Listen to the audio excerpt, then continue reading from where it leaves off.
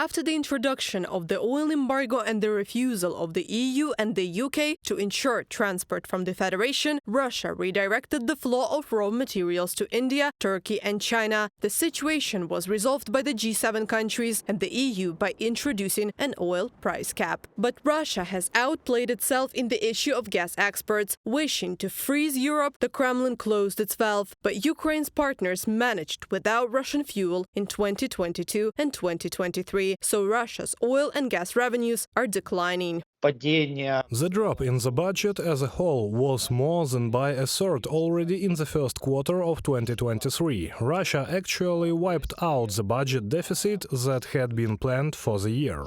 The figures in the Russian economy are good, but the processes that are taking place in the economy are fueling inflation. They are devaluing the ruble and they are reducing the purchasing power of wages and pensions and the incomes of all those who do not work directly for the war and do not fight in the war.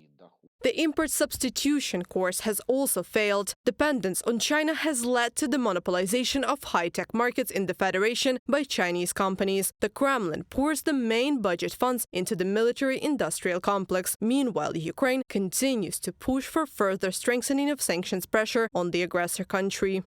I support the introduction of sanctions against Russian diamonds. This is quite a significant item of revenue for the Russian budget. But at the same time, I still single out the element that concerns the ban on the transport of Russian oil by a vessel that violates the sanctions regime by the European Union. I believe that this should be blocked. If a vessel is traveling and the vessel violates the sanctions regime, it is not even a question of who it is trading with. It means that such a vessel should not pass through the territorial waters of the European Union.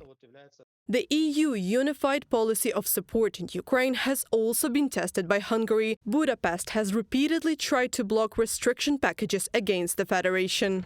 That is why there are now discussions about changing the approach to decision-making. That is to move away from that approach and talk about a qualified majority of decision-making. The Russian Federation is trying to look for allies. One of the main allies for the Russian Federation right now is Iran. They have already signed a treaty on joint efforts to counter Western sanctions. Iran and North Korea continue to supply Russia with the arms and ammunition. Isolated from the civilized world, Russia is looking for partners among similar rock countries.